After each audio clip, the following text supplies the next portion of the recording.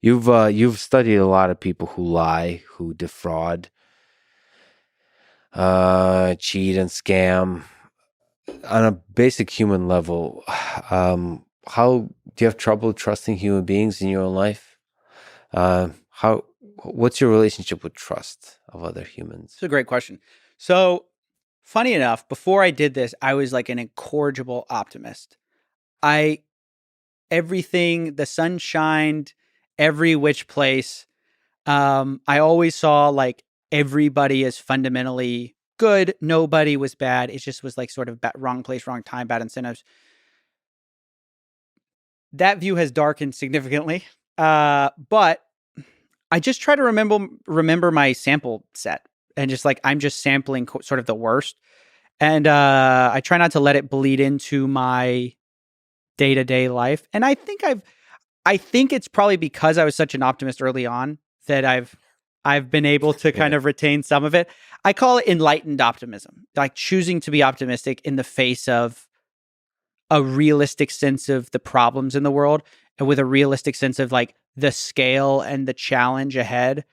Um, I I actually think it's much braver to be an optimist when you're aware of what's going on in the world than to be a cynic. I think being a complete cynic is maybe, I'm not saying it's wrong, but I'm saying it's maybe the easier way, just mentally, to cope with so much negativity.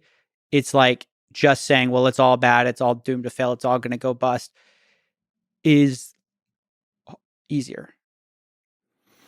Yeah, that leap into a believing that it's a good world is it's a little baby act of courage. Or at least I think so. I don't think it's naive.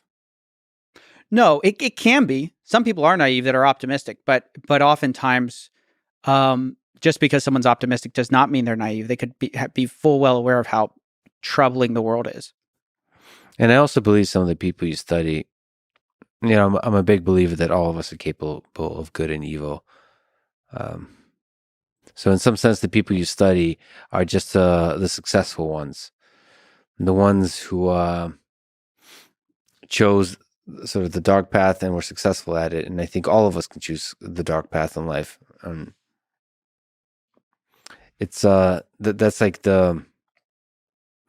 that's the responsibility we all carry, is we get to choose that at every moment, and it's like a big responsibility, and it's a chance to really have integrity. It is a chance to stand for something good in this world.